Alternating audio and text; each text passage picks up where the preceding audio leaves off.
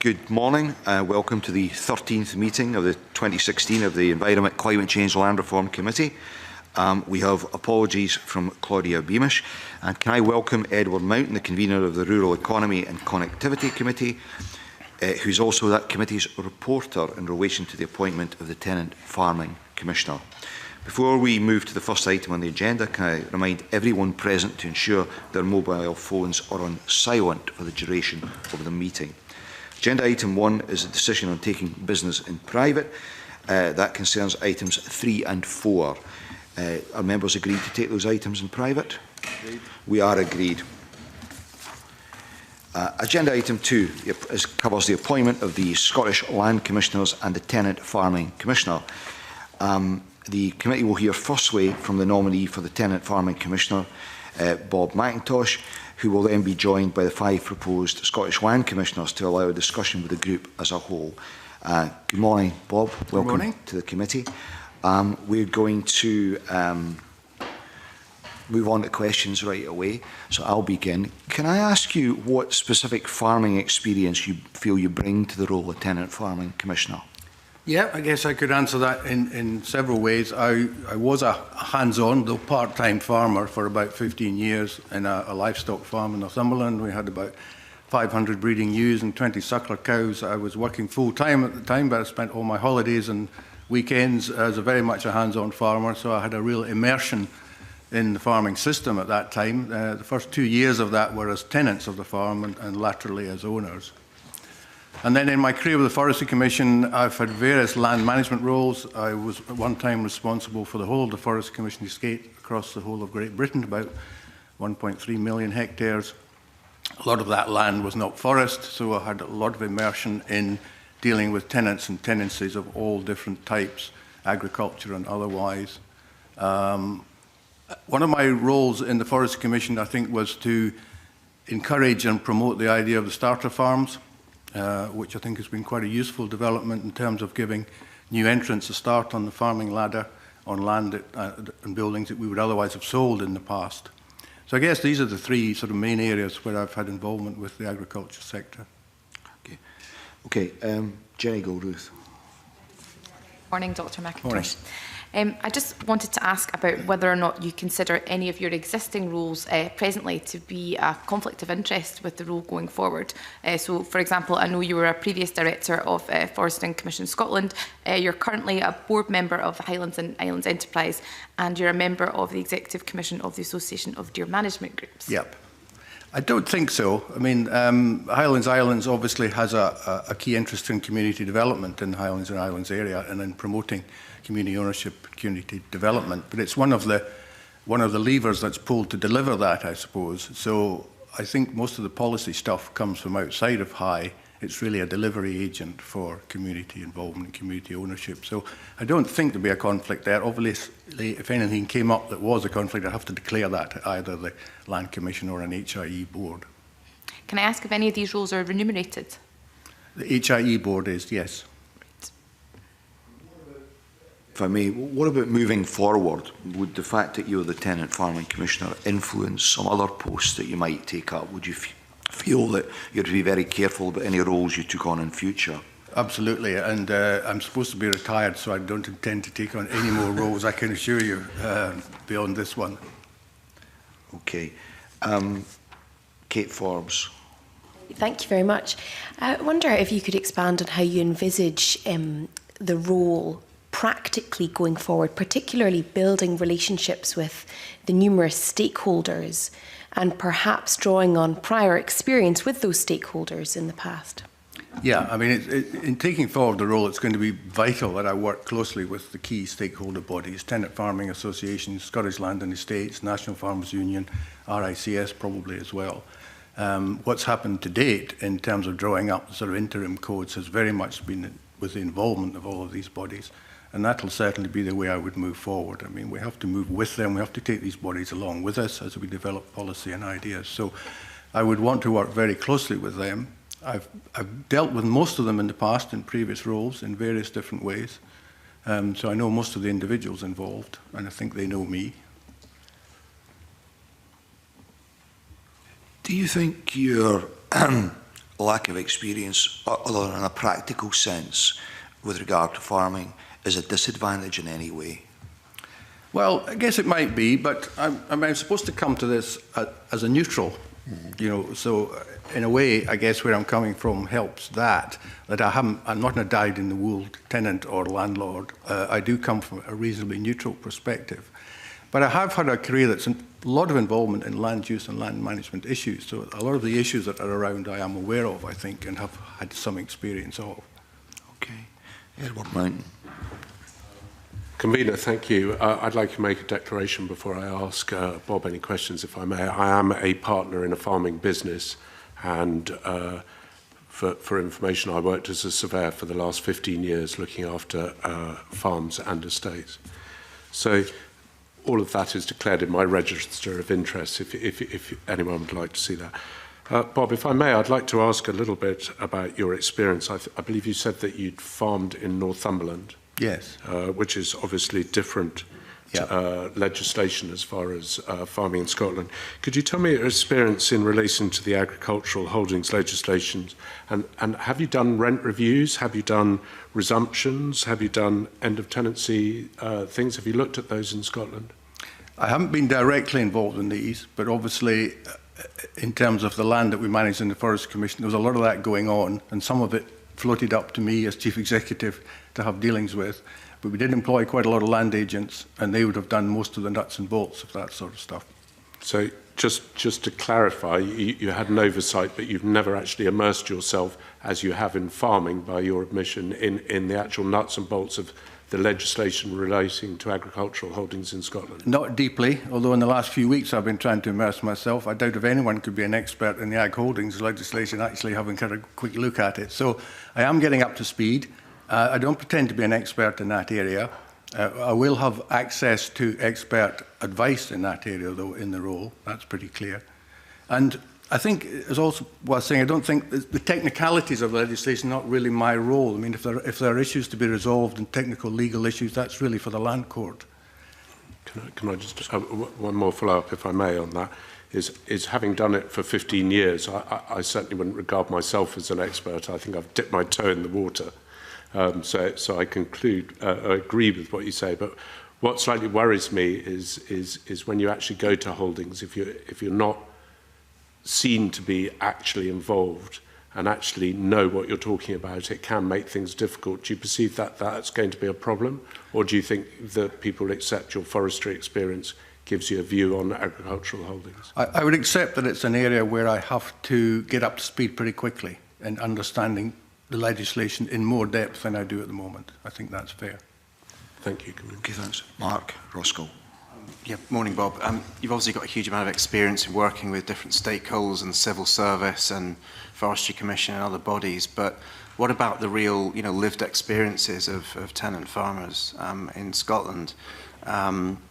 That's clearly an area where you perhaps need to, engage a bit more with those individual farmers. So, I mean, what do you plan to do? How do you plan to do that? Do you intend to continue working with representative bodies, or will you actually be out there on the ground meeting families? Oh, very much hope I'll be out there on the ground. Yes, absolutely. We've still got to resolve how the sort of complaints procedure will work, but I would have hoped that I could intervene in a lot of these issues by speaking to people on the ground and avoid things coming to formal complaints. And that means being out on the ground, talking to people, understanding their issues and trying to, reach some sort of middle ground. So, for example, we've got a number of high-profile eviction cases happening at the moment, including the one in Arran, and I wouldn't expect you to comment on those at the moment, but in your current role, how would you, in the role that you're coming into, how exactly would you engage with an issue like that in terms of understanding the views of those parties involved in it? Yeah, well, I think by speaking to all sides, as I say, it's pretty vital that we understand all sides in these arguments. And I think, in my previous role in Scottish Government, I seem to spend most of my life sitting between people with conflicting objectives and management ideas. So I'm not unfamiliar with that role, and I'm not starry-eyed about how easy that'll be. But yes, I mean, we'll have to get together with people. Most of this role I see is about relationship building. It's not about the technicalities so much. It's about trying to create a culture where landlords and tenants can work in an area of mutual respect and understanding and a fair and reasonable manner. And reading the Ag Holdings legislation review, it does seem that's one of the areas where there seem to be a lot of dysfunctional landlord-tenant relationships around. So, and that's really about building relationships as much as anything. In a wider sense, what are the challenges you think you would face in the role? The TFC role, particularly. Yes. Well, it's a really difficult area. I mean, it's unavoidable that there are inherent tensions in the whole thing between an understandable desire of tenants for more security and an understandable desire of landlords for more flexibility. And finding a compromise between these two things is not easy. So it's an area that has inbuilt tensions. And, you know, the evidence shows that the area of tenanted land is declining. Perhaps one area where there is a greater consensus is around the code of conduct for land agents. Yes. How would you intend to take that forward? Well, one of my duties set by the Act is to produce codes of practice which would apply not just to agents but to tenants and landlords too. So a lot of work's been done on that already by Andrew as the interim, tenant farmer advisor. So there's a lot of stuff to build on. These interim guides have got to be turned into formal codes of practice. That has to be done in consultation again with these bodies that I'd mentioned before. And these have got to be published and promoted. And they will hopefully provide the sort of base from which landlords and tenants and agencies will take their guide as to what's reasonable, acceptable behaviour. And then we've got to introduce a formal complaints system which allows people to complain if they think the other party has not abided by the codes of practice. Now, this is all at a very early stage. This is all got to be put in place over the next few months. So that'll be one of the immediate priorities in the role. Okay, you've touched on the fact that Andrew Thinn has been the interim Tenant Farming Commissioner. He's the appointee to become chairman of the Land Commission. Could you talk us through how you envisage the interaction between yourself and the TFC role and the wider Land Commission, how you think that will work in practice? Well, I'm very pleased to be on the Commission as well as having the TFC role, because I think there is a link between the two, and I am interested in the wider issue of the Land Commission, not just the TFC role. So there'll be areas of work for the Commission which don't directly affect the sort of Ag Holdings area, but there'll be areas of my work which have a knock-on effect into wider Land Commission duties. And since I'm on the Commission, I think there should be no difficulty in marrying the two. And there'll be things that I'll want to discuss with the whole Land Commission, I guess, in terms of my role. So just to get this on the record, in practice, will you take the lead and deliver on all the TFC roles, or do you have to refer to the Land Commission in any way? By and large, the legislation gives me the role for doing these things, but it does talk in general terms about working with the rest of the Land Commission on relevant issues. Right, okay. Alexander Bonnet, you want to come in? Thank you, Convener. And just before I ask my question, just to refer to my register of interests regarding agriculture and forestry holdings. Good morning, Paul. You touched on a question a bit already when you said that the number of tenant farmers is dropping, and you're right. Over the last 12 years, I think there's been a 20% reduction in the amount of farm available for tenancies. What do you see as being the main cause of that? I think there are probably lots of reasons, but I think again it's this inherent tension between security and flexibility, which I guess has caused some landlords not to want to rent land because of the fear they may lose it. I mean, there's no getting away from that. There must be part of the issue that prevents land owners from wanting to rent land. So it is very difficult to get that balance between the rights and responsibilities of a tenant and the rights and responsibilities of the landlord. As I said before, there is an inherent tension there, which is not easy to resolve. So you believe that it's the lack of flexibility which has caused the... Well, I'm sure that's just one of the reasons. There are lots of other reasons, I'm sure. Sorry, just to follow up on that, because I think it's disturbing that if you look, there is a drop-off of tenant farms and new entrants in. So you're saying there's tension. I just wonder if you could say what your solution is. That is your solution a freedom of contract between landlord and tenant, or is it a stricture within the legislation of the Agricultural Holdings Act?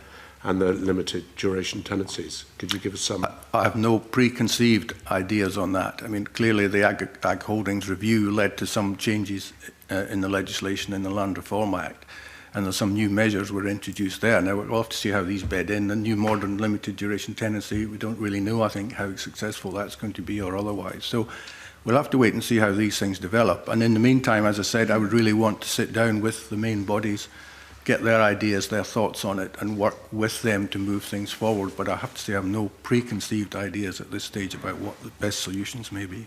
Thank you. Okay, thanks. I mean, we hear all too often about the tensions and the disagreements that exist in the sector. But behind the scenes, there has been some fairly good collaborative working, notably led by David Johnson at Scottish Land and Estates around things like rent reviews. Does that encourage you that it is possible to make progress in this role? Absolutely. I think even the amount of work that Andrew's done so far with the interim guides and things is bringing about some sort of culture change. As far as I can gather from speaking to SLE and TFA and these sort of bodies, they see that as a very positive thing, and they do think they are recognising changes within their members in the way that they operate. Okay. So I think it does give hope that we can move forward. Okay. Finlay Carson. Thanks. Good morning. You earlier mentioned about starter farms in your role with in forestry. How would you measure how successful you are with starter farms and community woodlands, and how is that part of your key objective in your new role? Well, I think starter farms is just one way that people can get a start on the farming ladder. I mean, in previous years when the Forest Commission bought land, the house and the steading and a bit of good land round about it would have been sold on.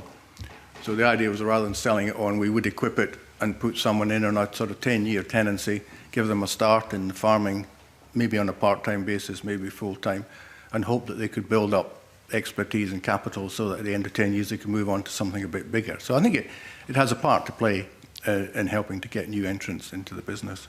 So how many starter farms were actually created? It's probably less than a dozen at the moment, but the Commission, I'm out of it now, but the Commission is still, I think, planning to hopefully acquire more land in the future. So I imagine we'll see more starter farms coming. Thank you. David Stewart has some questions now. Thank you, Convener. Good morning, Dr McIntosh. Could you outline for the committee your key objectives and priorities for the post? Yep. I mean, some of my priorities are set down by the legislation, so I have to start with the codes of practice, the complaints procedure. I've been asked, the government asked, if the Tenant Farming Commission would carry out a specific investigation into the role of agents acting for landlords and tenants. So there'll have to be a gathering of evidence about that. There was obviously some disquiet expressed during the Ag Holdings review about the way the agents were sometimes, not helping the landlord-tenant relationship. Clearly, many are very helpful in that role. Some clearly are not. So I have to carry out a review of their role. That'll mean a call for evidence and a gathering of stuff and a publication of the results. So a number of things are prescribed already in terms of my initial priorities. But again, going back to it, I think it is about relationship building. It's about helping to try and change the culture of how landlords, agents and tenants all interact with each other. And a lot of that I see happening through the codes of practice. Could I ask you then a question on the flip side of that?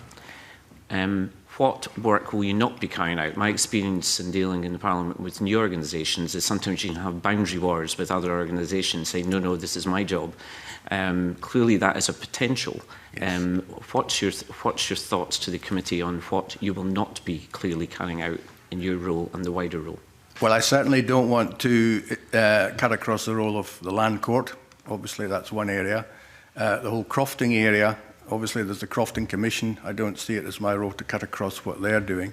So I want to work very closely with the Crofting Commission and the Land Commission, but I need to be very careful about not stepping on their toes. And it's obviously clearly, it's not for your role to comment on the way the current legislation is framed, but is there potential conflict in the legislation between your role and the Crofting Commissioner? I don't think so. The sort of work that I'd be doing on codes of practice and how landlords and tenants should interact with each other over rent reviews and things would have a relevance in the crofting sector, I think, where there are similarly landlord-tenant relationships. But in terms of all the technicalities of crofting, I wouldn't dare tread into that sort of area. want to either. No. Thank you. Thank you. Can I just wrap this up, Dr. McIntosh, by just asking you a general question around what are your expectations of how time-consuming this role will be? Because it does strike me it will be extremely time-consuming, and are you ready for that? Well, it looks as if I'm going to be, my contract I think is going to say something like 6 to 8 days a month. But I fully expect that will not be enough. But on the other hand, the Commission will be recruiting staff over the next few weeks, and there will be staff within the Commission to support my role. Now, we've still got to clarify that, so it's not absolutely clear what they might do and what I might do. So I will have support within the Commission, which will make it easier. Things like dealing with all the complaints procedures and things, I think there'll be somebody to do that. So I'm hoping I can spend a lot of my time interacting with tenants and farmers and landlords and the various organisations rather than getting bogged down in the bureaucracy of it, as it were. Okay. Okay. Right, if all members are content. Thank you very much for your time, Dr. McIntosh. I'm going to suspend briefly to allow a change of witnesses.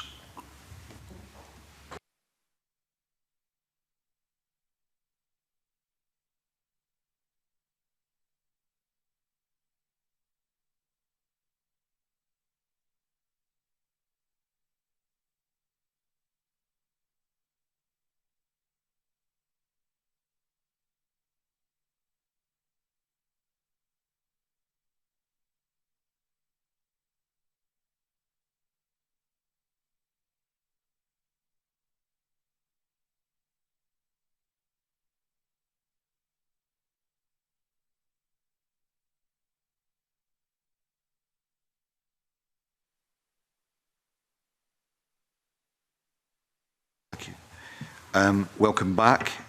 We now have Bob McIntosh joined by the 5 Scottish Land Commissioner nominees. We have Professor David Adams, Lorne MacLeod, Megan McInnes, Dr. Sally Reynolds and Andrew Thinn. Welcome to all of you. We, as you can imagine, have a number of questions for you, and we'll begin with Mark Roscoe. Thanks very much, Convener. I want to start not with a negative, but really to ask you. I mean, you've got considerable strengths as individuals and as an entire commission. But what do you see as your weaknesses collectively, and how do you see how you might address those? Do you want me to lead and then pass it around, or how do you want us to do this? So that would be fine. Thank you, Mr. Thinn. So, just an initial thought, and then we'll just pass it out. I think it's a really strong team, and I hope that shows on paper. The weakness clearly is that actually most of us only met each other last night. We've got to build a team, and that there is an enormous difference between 6 well qualified, well experienced individuals and a really effective team.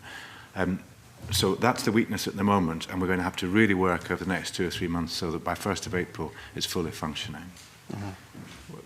Lorne might offer a few thoughts given his experience of this sort of thing in other walks of life. In terms of the legislation, perhaps a legal expertise is something that we maybe don't have particularly strong amongst us. But I think in terms of the recruitment of staff and support mechanisms to undertake our work and specialisms in law, obviously there will be a variety of specialisms in law that will be needed. So I think that level of expertise can be brought on to support what we do. But I do believe, as Andrew said, we met last night, I do believe we have a great breadth of experience according to the part section 11, the list of expertise that was required. So, I mean, in terms of how the Commission will actually function, do you envisage having committees, subgroups? I mean, how will you actually marshal some of that wider expertise, such as legal expertise, that you'll need to bring in to supplement the expertise that you've got already? Have you got early thoughts around how you function and how you bring in extra expertise when and as is required? Given that we only met last night, you'll forgive us, I hope, for not having that fully thought through and crystallised as a team.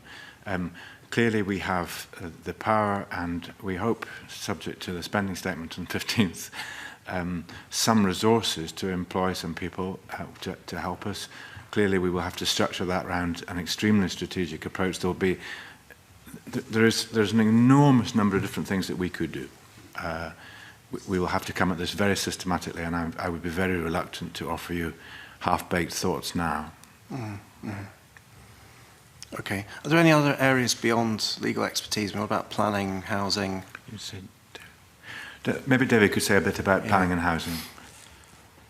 I think we're reasonably well covered in terms of our basic expertise in planning and housing.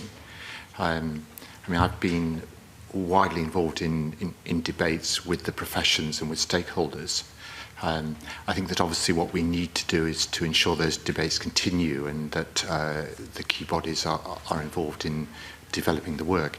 And I do think what is very important is that the work of the Commission should be seen as a Commission for Scotland as a whole and not just the rural parts of Scotland. So issues around planning and housing are very important for that. Let's just tease that out a little bit and let's go around each of you in turn. I wonder if you could outline for us what you feel you personally bring to the Land Commission in terms of expertise and areas of interest. So let's start with Megan McInnes. Thank you, Convener, and good morning, everyone. So firstly, I'd like to say I'm very excited about the chance to become a Land Commissioner, and having met with the others last night, it looks like it's going to be an excellent team with a huge amount of expertise and competencies. I think my personal contribution will be the years I've spent working on land reform and natural resource management and governance in Asia and internationally, as well as my background and family connections to the Highlands and to you know, the fact that I grew up on Skye and currently live in Applecross. The work that work in Asia and internationally has let me get involved in a whole range of different elements of land reform, land management, from working with local communities on titling and recognition of collective land titles and land governance systems, to working with government and policymakers on legislative reforms, as well as working with international agribusiness companies on how to balance the need between economic productivity and environmental and social protection. So I hope that those together give me a strong element of expertise to contribute to the Commission's work. Okay, thank you. Dr. Sally Reynolds. Thank you. I come from a personal background with regards to crofting, and I personally work just now in a community-owned estate. So I have professional and personal experience of community land ownership. In addition to that, my PhD was in environmental biology, and I worked for a long time as an agricultural consultant, giving me a breadth of experience about land management, agriculture, environmental issues such as pollution, protected sites, and I hope that I can bring a breadth of experience in that way. I have a lot of experience working with communities, both professionally through working as a community-owned estate, personally working as a common grazings clerk and involved in a number of local community organisations. I've also worked with SNH on the local Grey Lag Goose management scheme, which has given me a breadth of experience working with not only volunteers but also a government agency and taking that forward in a positive manner. And finally, I am a Gaelic speaker, so I will be able to add to the other benefits by communicating in Gaelic. Okay, thank you. Professor Adams. Well, I guess my expertise is in real estate and planning. I've done a lot of research into urban land ownership, notice behaviours of landowners, looking at the house building industry, the development industry. In that, one of the key tasks of the Commission is to conduct, to oversee research. I was Deputy Chair of the UK-wide panel that assessed the quality of research across all universities in the UK in architecture, planning and built environment in 2014. So I have a lot of experience in terms of research quality, research ethics, research methods and so on and so forth. So hopefully that will cross beyond my particular urban expertise. Okay. Laura MacLeod. I would hope I would be able to bring expertise in business and finance in terms of understanding of due diligence, of financial analysis, of putting financial structures together, funding mechanisms. And I think I've obviously had experience in private business as well, and also involved for 6 years as a co-opted director of the Isle of Gia Heritage Trust, and then 6 years in total with Stáras Uisce, which is one of the larger buyouts, 93,000 acres, in which we've been able to turn around a landed estate and made it viable in terms of financially structures and taking forward job creation, opportunities for capital development, harbour development in terms of renewable energy. So I think all that, and in addition to that, obviously my involvement with Community Land Scotland, which has given me an experience of a wide range of communities and how they get involved with land issues and around that. And I think another thing I would like to add to that is the importance of collaboration. And I think the protocol that we developed with Scottish Land and Estates is very important to that, which offers opportunities for communities who wish to take forward the purchase of land, which isn't presently on the market. There is a step-by-step approach to working on that. So I think collaboration in terms of the work of the Land Commission will be extremely important. Okay, Mr Mackintosh, at the risk of rehearsing what we went through earlier, but briefly. Well, I guess the main thing I would bring to the wider Commission, I guess, is a lifetime's background and interest and involvement in land use and land management. I think that's what I bring principally, both at the sort of practical end and also at the sort of policy end, because in my last 3 years I was seconded into Scottish Government as the Environment and Forestry Director, so I was responsible for a lot of policy areas around land use, environment, forestry, etc. Okay. Andrew Thinn. And there's a real wealth of experience here, you know, from the international to the very specific.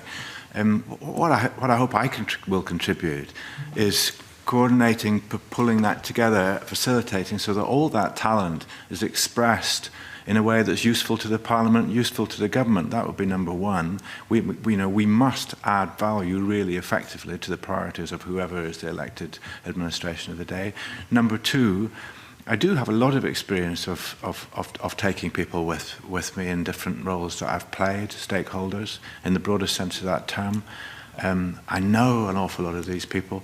I hope that outward-facing contribution is my other main add-on. In terms of interaction with the Tenant Farmer and Commissioner, you've obviously been the interim. Do you feel you can assist Dr Mackintosh in that role, or are you conscious as well that you need to allow him to get on with it? Both. Yeah, I mean, I hope I will be able to assist if it's wanted, and I hope I'll be able to shut up when it's not. Right. Maurice Golden. I think you're right to recognise that collaboration is going to be key, but also there'll need to be considerations around complaints and disputes. And I would really just like to press you on an area where I feel it's still lacking based on what you've said, and that's around the requisite level of legal expertise that you can easily access. Now, obviously, you can have a firm on a retainer. You can try and bring that in-house, but for me, I think it will be quite difficult to square that circle. I'm just wondering your thoughts on that. I'm going to offer a thought, and then I might see what others think. The breadth of scope for this commission is such that the legal expertise we are quite likely to want is, at different points in time, will be quite specialised, and you'd never get it in one person.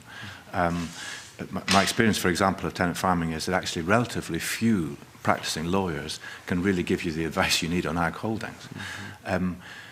So we should employ whatever we think we need in terms of general advice, but we will need to have the flexibility to buy that specialist input whenever we need it. It would be impossible, even with 5 or 6 people, to have all that specialist people on the commission, and you wouldn't have any other talent. However, what you have got on the commission, and I was really delighted to pick this up last night, is that everybody around this table has engaged in legal issues one way or the other at a level of detail that really encourages me. So I think these people know how to talk to lawyers. It's probably the best way to put it. Anyone want to add to that? Yeah. Okay, thank you. Alexander Bournemouth. Thank you. Just a question on the sort of agricultural experience. Do you think it's a concern, whilst crofting is important, there are 2 representatives from with crofting backgrounds on the commission, but crofting only represents 3% of Scotland's, less than 3% of Scotland's agriculture. Do you think that's a bit of a concern, but it's maybe too heavily focused on one particular sector? I don't think so. I mean, I don't think that anyone's here to represent anything. I think they're here because they have a diverse range of experiences, which happens to include, I mean, my experience includes crofting. It also includes ag holdings. It also includes, I ran an enterprise company. People bring to these things diverse experience, and that diversity brings depth. I don't see it as a negative at all. You don't feel an absence of anybody with, say beef or dairy or cereals, grain, any of that is an issue? Well, I think we have experience around the table of the livestock sector. Take your point about arable, less direct arable experience, but certainly in the livestock sector we have good experience. Okay. Finlay Carson. Just on it does concern me that there appears to be an overemphasis on the public sector. What is the experience of actually hands-on practical land management with regards to anything other than crofting across the Commission? With all due respect to Dr McIntosh, there's a huge difference between weekend farming and day-to-day land management when it comes to agriculture. I come from the area in the south of Scotland, and I'm worried that there's not the expertise or the experience on the panel other than from the crofting experience. Well, I'll speak for myself, and then I mean there is a lot of very good, robust private sector experience, but I was for several years director of an estate company that had a big farming operation, so I have a very good handle on the realities of running a commercial operation. Lorne, you've been a director of a company. Well, in my involvement with the Isle of Gia Heritage Trust, there were 4 or 5 dairy farms on the island, so obviously some understanding like that, but I would accept that I don't have a practical hands-on experience, but from the experience of being on the board, looking at reconstituting farms and trying to help them become more viable, got experience there. Maybe Sally, is that possible?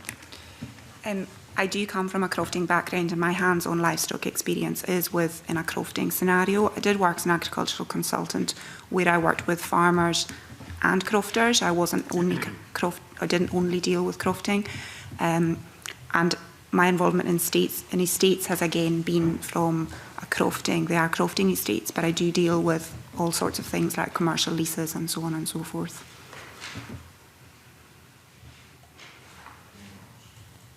I do have some concern about relegating the Commission to being a farming organisation. The question could equally well be asked as why do we not have a house builder? Why do we not have someone from a financial institution on the Commission? I think it is very important as the Commission goes forward, as I mentioned beforehand, that we do think about land across the whole of Scotland and not just land in rural areas.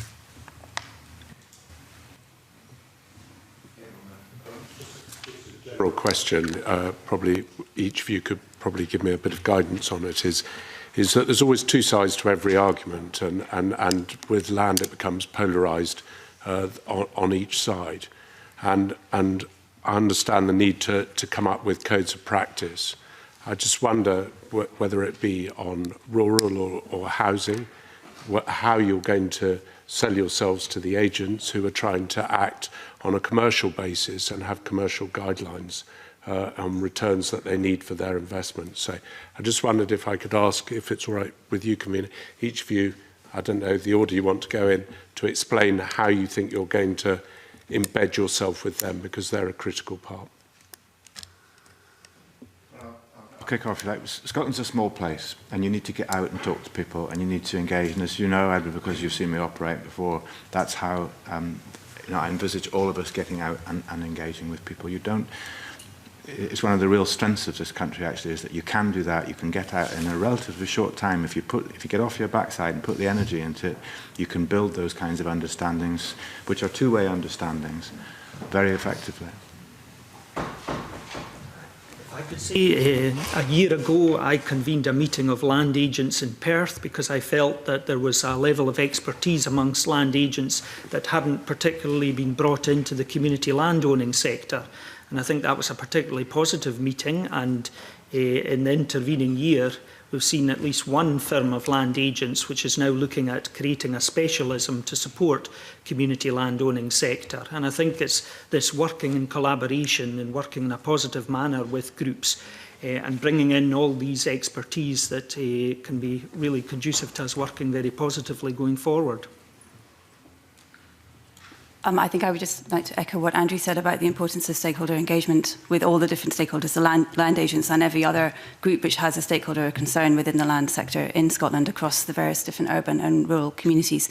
It is extremely important that we take time to talk to them. We get out of our offices and we go and actually see what's happening on the ground in all these different areas, and take time as well to develop a strategic vision and a strategic plan for action over the 3 or 5 year terms that we will be given, and I think that it's only through doing that we'll be able to allay everyone else's concerns that we are fully independent. We're not taking any particular group's sides, and we want to maintain that independence throughout the remit of this commission and set the groundwork for the future Scottish Land Commission as it moves forward.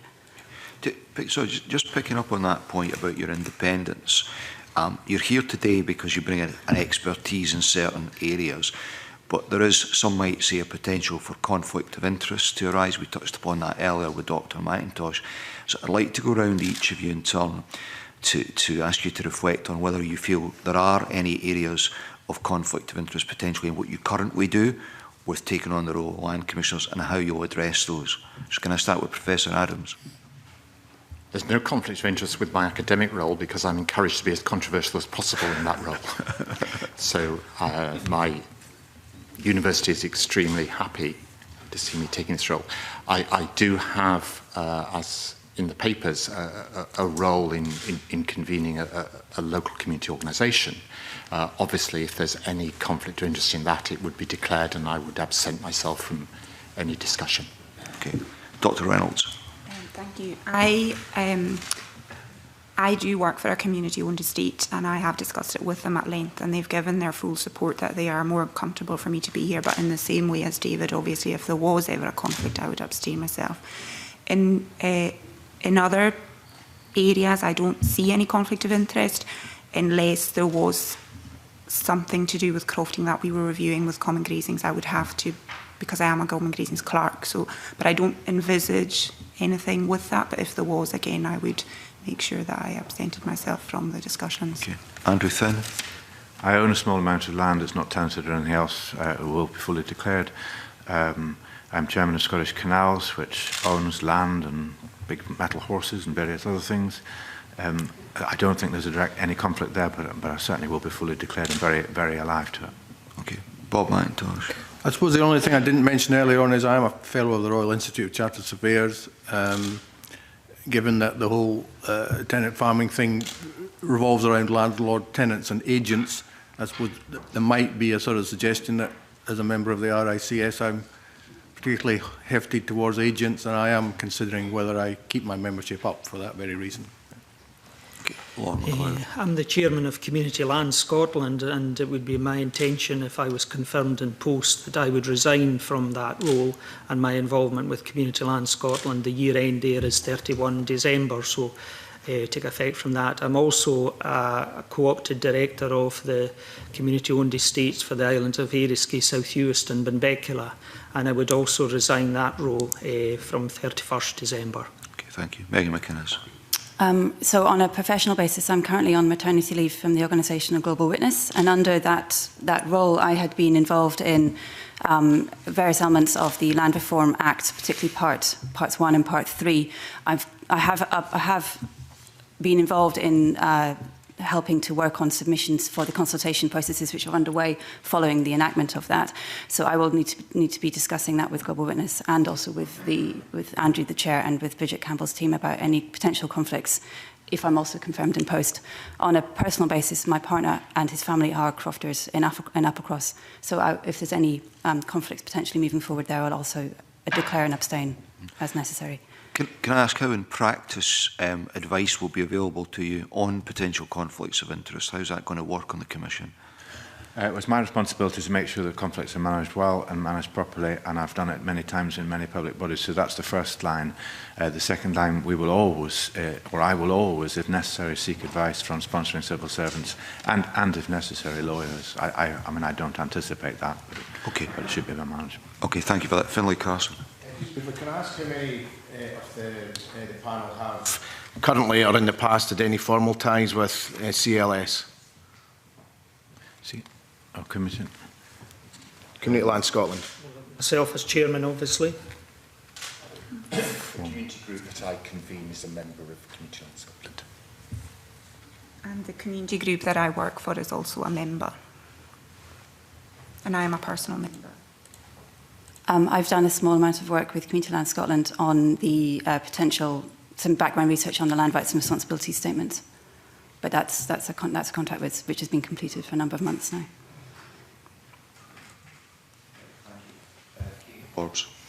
Great, thank you. As Professor Adams has identified, this is a commission for the whole of Scotland. So I'd like to hear from each of you and how you envisage conducting your work across Scotland, geographically, sectorally, and engaging all the stakeholders with a stake in Scottish land. And we start with Megan McInnes. Well, as we've only just first met last night, we're only just beginning to think about exactly how we want to start doing that. I think all of us recognise that conducting that kind of stakeholder engagement at this initial process and also moving forward is one of the most important parts of the Commission's work. So it's extremely important that we get it right, that we reach out to all the different stakeholders, and that we are able to demonstrate that we're willing to listen, we're open, and we're available for a conversation with anyone who wants to come and talk to us as the Commission's strategic vision is developed, and then as we actually start implementing the work as it's proposed on the 1st of April. I think that, as has also been clearly demonstrated, we're not representative of particular geographical areas or necessarily particular sectoral groups, but I think that together we all have very good contacts and experience and knowledge of these different areas, and it's going to be about making sure that we have a plan that covers all the different sectoral, geographical and interest groups across Scotland to make sure that we do genuinely reflect land reform issues across the entire country. And if I could just include, I know you're to be based in Inverness, so again, thinking about how you do make sure that you get out and about across the Highlands and across Scotland. Sorry. Well, certainly with my involvement with Community Land Scotland, one of the exciting things at the moment is that the majority of inquiries are coming from out with the Highlands and Islands, particularly Dumfries and Galloway and the borders, and also urban areas. So I've had an involvement in Dumfries and Galloway.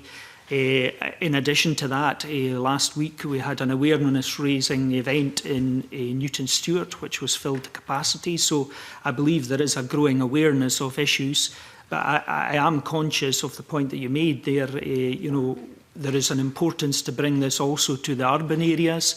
But successful projects going forward, like the community buyout of the Barmulloch Boxing Club, that's right in the heart of Glasgow. And I think the importance of land and access to land for the entire communities of Scotland and individuals is important, and I think that's something that needs to be at the forefront in taking forward work of Scottish Land Commission. Yes, totally agree. It's about everyone in Scotland, and land is for all of Scotland, and the urban area we mustn't ignore. In my previous role in the Forest Commission, we started an urban forestry agenda, and we actually got involved in managing and creating woodlands in the heart of some of the most disadvantaged parts of Glasgow and things, and that was a hugely rewarding experience, which I think had a very positive impact on communities and the landscape in the urban area. So certainly not our intention, I think, to ignore the urban dimension in this. This is not unique to this public organisation. The majority of public bodies need to be fully serving all of Scotland's people. That's what they're there for, so this is not unique. In my experience, there's two key dimensions. Apologies for keeping a principled approach, but we haven't got talk through the practice. First of all, you have to get the culture and core values right from day one. We must establish the right culture, the right core values, transparency, accessibility, all these sorts of things, so that we can be there for everybody. And then secondly, you have to get management practice right. So, you know, the board needs to get out, the staff need to get out. When you conduct a review, you need to have a systematic evidence gathering process that's properly inclusive, that uses social media and all these sorts of things. So those two dimensions of what we have to think through, but we haven't thought it through yet. I would agree with everything my colleagues have already said, and we did only meet yesterday, so we haven't managed to start planning this yet, but I would hope that, or I would assume we will have a strategic and methodical plan to get out there and see everyone. I'm a very, very big believer in community engagement and communication, and I'm a very big believer in talking and going out and meeting people face to face and speaking with as many stakeholders as possible and ensuring that we meet as many people across the whole of Scotland and every sector. I would hope that the Commission will have a very strong focus on the huge extent of vacancy and dereliction. It's 12,500 hectares in Scotland. It's really not been tackled for a long period of time. That's more than twice the size of the city of Dundee. We have a long-standing problem. It's concentrated in cities. It's not exclusive in cities. It particularly affects the most deprived communities. It is a scourge on the economic sustainability of Scotland that we waste so much resource that is vacant and derelict. I think the Commission has to begin to understand why that is the case. It has to understand why redevelopment projects, why development projects take so long. It has to understand the role of land in housing and in urban areas.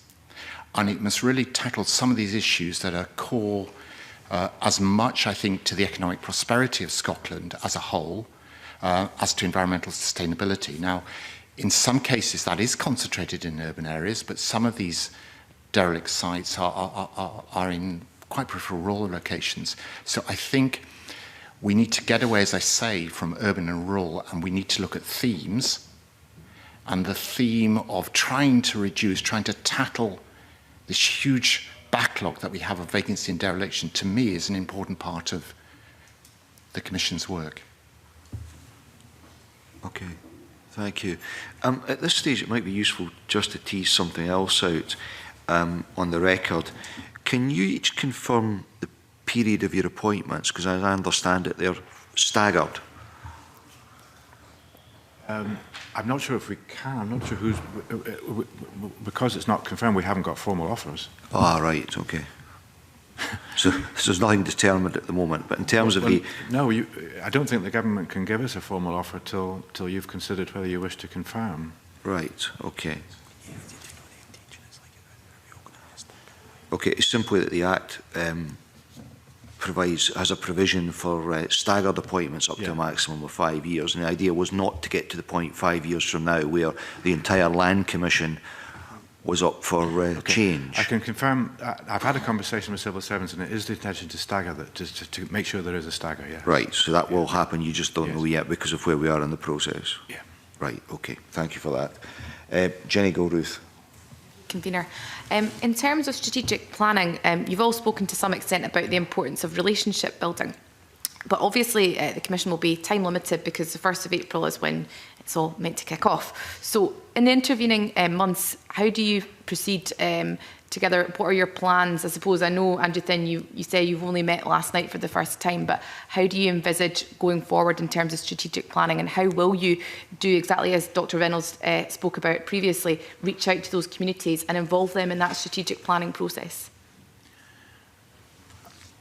Let me offer some starters. So that over the next 3 to 4 months, we need to get in place a strategic plan just for that first year, for 17-18, and a business plan for 17-18. So we're not going to get everything clarified by the 1st of April. Probably the top priority in that first year will be as is set out in the Act, will be to produce a 3-year strategic plan. I'm guessing 3 years. So I don't think all of this is going to happen between now and 31st March. In order to make that happen effectively, as I've suggested earlier, there is there will have to be formal, structured ways of consulting and engaging. But I am also extremely anxious that even in the pre-April period, that we find ways as a team of engaging with the key players. Now that's going to be quite tough. It's only 4 months and there's Christmas in the way. But I think it can be done with the key players so that the human relationships start to build, because for me, a lot of this is going to be about taking advantage of being in a small country to build those human relationships very early. Jenny Goldruth. Has anyone else any thoughts in terms of how you do engage the community with the work that you're doing more broadly in that strategic plan? I appreciate that there is a time limit and that perhaps it won't be ready to go by the 1st of April, but do you have any thoughts more broadly about how you engage different stakeholders in that process? Well, sorry, one of the things we all discussed last night was the importance of communication, and the Commission, establishing a communication plan and a strategy, both for listening but also for informing and being transparent. So I think that that's also something that we've identified as a key priority that will start before the 1st of April, so that people get to know who we are, why we are excited, what do we have to offer, and the means of that dialogue initiating with groups across Scotland can start already. Not just in terms of us going out and visiting different stakeholder groups, but also more sort of social media-based communications as well. It's extremely important, given how much Twitter plays a role now in terms of these, the online discussions. Roscoe's got a supplementary question. I thought there were some very interesting points there by Professor Adams about effectively placemaking, not just within an urban context, but an urban-rural context as well, and the role of vacant, derelict land. But it got me thinking about the remit of you as a commission, and where you draw the line in terms of what's within your remit, what's outside of your remit. So, I mean, perhaps I could ask Professor Adams to perhaps explain where he sees that line and where he would see the agenda of the Commission relating to other bodies which perhaps feel that they've got more of a locus and a role there. He wishes to make a comment on it after Professor Adams. I find that a very difficult question, because I don't work in lines or boxes. I just make connections all over the place. And I have talked about land reform to groups from the Scottish Property Federation, the RICS, through to community housing associations and so on and so forth. So I think part of this is actually just seeing where we go. And one of the key things about land is it's such an integrating resource. It does pull together a whole series of potentials. So I'm not too sure how to answer the question, because it's not in my nature of thinking to draw too many lines and too many boxes. I realise that in terms of the organisation, we clearly will have to not tread on the people's toes, but no doubt we'll find a way of dealing with that. So it could cross over into local government reform, for example. I hadn't thought that was something to be top priority. I mean, it might cross over into planning reform, because I think that one of the issues around planning reform is the extent to which it doesn't make enough connections with land. How we actually deal with that, no doubt we will find out. But I think the beauty of being an independent commission, and the beauty of starting almost from scratch, is that you actually try to think quite imaginatively, and then if you find lines and boxes, well, let's deal with them there. I wouldn't start with them. If we think about our job as being to help this Parliament and this government achieve its priorities in relation to land policy, land legislation, that starts to put a frame around this. We've got the National Performance Framework, and that'll be revised and so on. So I think we will build. Our job. Ultimately, this is about helping the Scottish people through the Parliament achieve what the Scottish people want to achieve, and it's delineated to some extent by legislation. But we will build from that a corporate plan, 3-year strategy, and all the rest of it, and we will consult very widely on that. And it will ultimately be laid before Parliament as part of the process. So I think the mechanisms are all there to make sure that this is sensibly coordinated with the work of civil servants, the work of other public bodies. We have to be very careful not to be tempted, and indeed perhaps pushed, to go into this and that because it looks interesting and fun and exciting. We need to be very systematic, and we need to constantly remind ourselves that our job is to help the Parliament, help the elected representatives of the country to deliver what those representatives consider to be the priorities, which at the moment are sustainable economic development, inclusion and so on. Okay. Dave Stewart. Thank you, Peter. My questions are to Andrew Thinn as the prospective chair. Clearly there's a heavier responsibility, Andrew, on you, where obviously issues like leadership and vision are vitally important. Could you describe your leadership style, and secondly, what is your overall vision for the organisation?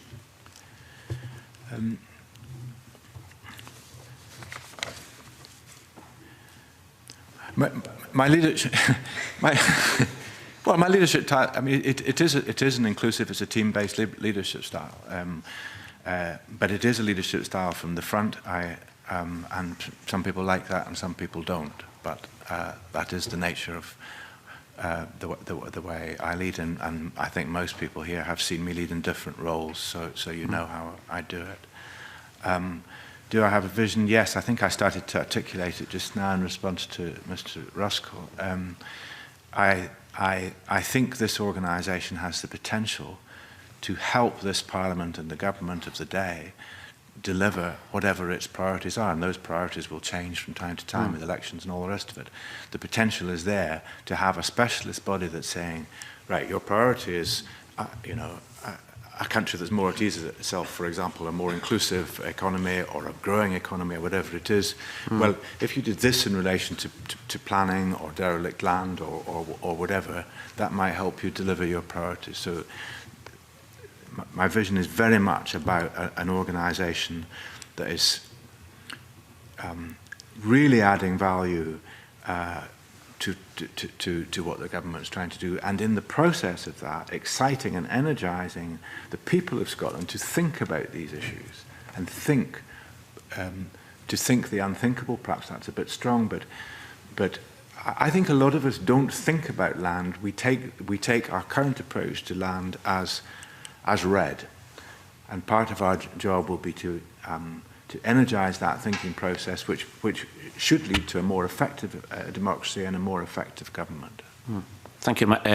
My colleague Jenny Gilruth mentioned earlier about the issue towards developing the strategic plan. I think if I misquote Napoleon, he talked about strategy disappears with the first contact with the enemy. I'm not suggesting you will have any enemies, but you take the point that it's fairly easy to do a strategic document in an Ivy Tower and then find that that doesn't meet reality. How would you respond to that? No, absolutely, and I also think it's partly that it disappears because you haven't thought things through properly in consultation with other people, but it's also that lots and lots of people will be coming in and telling us what we ought to be doing on this, that, and the next thing, and it's extremely easy to become blown by the wind rather than strategic. So I think both those risks are there. I'm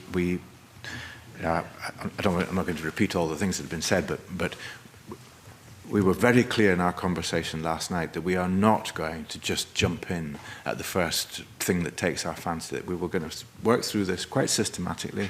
We will produce, by the 31st of March, a clear strategic approach to that first year. And we will, during the course of that first year, produce a proper strategic plan for the next 3 years, and we'll do it very systematically. And my final question, Convener, is over conflict. To use your analogy earlier about plain sailing, it's sometimes easy to manage in plain sailing, but when there's a tidal wave, it's much more difficult. How would you deal with a situation where you've got poor performance from commissioners? Would you be responsible for annual appraisals? And how would you remedy poor performance? In all the public bodies that I have chaired, I have introduced something called 360-degree appraisal for board members, or in this instance, commissioners, but it's the same thing. I would intend, I haven't asked these guys if they'll agree to it, but I hope they will.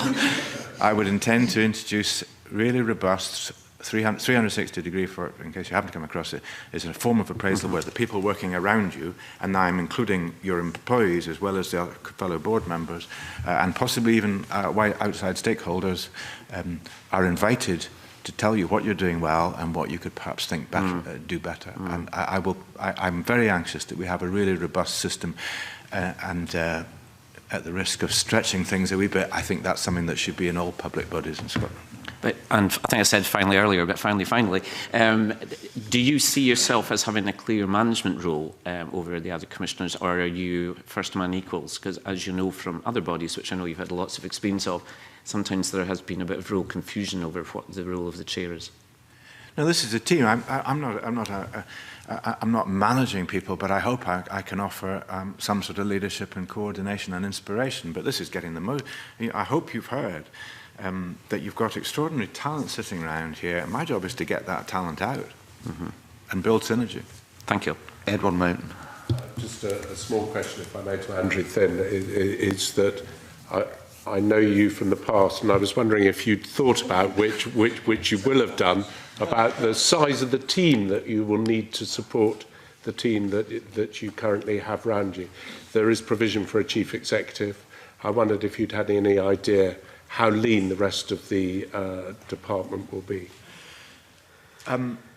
Very early days, but we did touch on this last night. I think, first of all, we don't know what resource the Parliament will wish to make available to us, so I have to put that proviso in there. I think we'll be very anxious to keep fixed costs as low as possible, because who knows what the next 5, 10, 15 years are going to bring in terms of public expenditure. So we want to keep fixed costs down, so it'll be quite a lean, tight team. What we would like to do is have sufficient slack in there so that variable costs will allow us to bring in the kind of specialisms that were referred to, for example, specialist legal support for particular bits of work. So we can do it that way. So that's the way I see it. So we can expect a lean team with support being brought in where required, is what you're saying? Yes.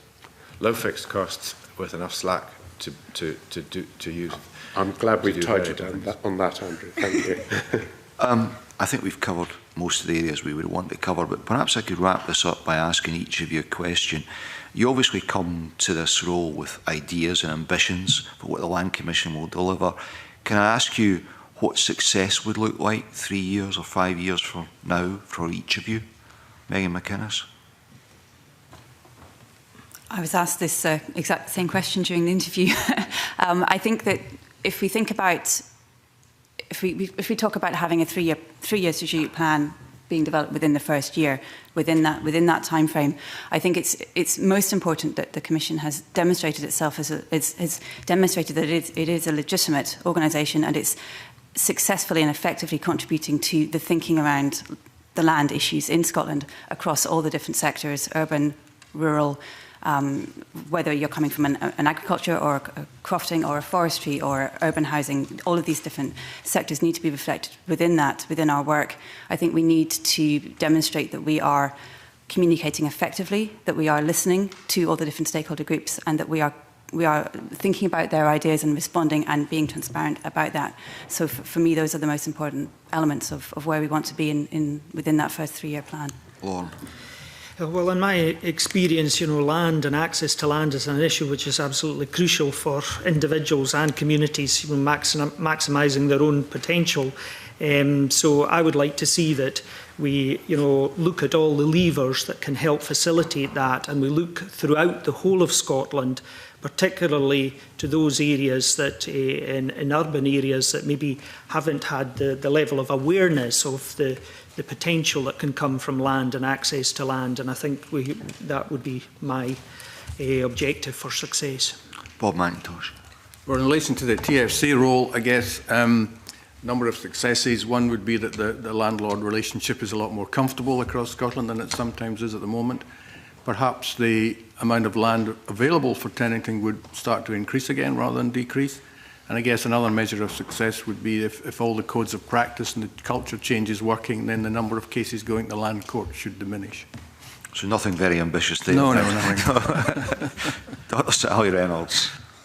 I would like us to have a very clear and strategic plan going forward, and I would like us to be able to look back after 3 years, be able to review that, see where we've come from and where we're going. And I would like to feel that by that time we'd have built up really good relationship with stakeholders and have good stakeholder confidence in what we are doing as a commission. And the key for me in that is always communication, and that's honest, clear communication. Professor Adams. I think what we need to do is to have excuse me, a clear, rigorous, dispassionate understanding of what really are the land problems of Scotland, to open up that debate with thorough analysis, thorough investigation. And I would hope that by doing that, it is then possible to chart, either within the Commission or within government, far more successful land policies in Scotland in the future than perhaps we've had in the past. Okay, thank you. And finally, Andrew Thinn. Two things. First of all, the Scottish people through this Parliament being very clear that it has got, that it has created in this organisation something that is exciting, dynamic, and that really adds value to the leadership of this country. And secondly, that Scotland and the Scottish Government and the Scottish Parliament are perceived on at least a European stage, if not beyond, as being right at the front of land reform on an international level. Okay, thank you. Right, can I thank you for your attendance today? The next meeting of the committee is on the 6th of December, when it will take evidence from the Chair and the Chief Executive of Scottish Water and the Chief Executive of Business Stream on Scottish Water's Annual Report 2015-16. The committee will also consider its draft report on the appointment of the Scottish Land Commissioners and the Tenant Farming Commissioner. As agreed earlier, we will now move into the private session. I ask that the public gallery be cleared as the public part of the meeting is closed. Thank you.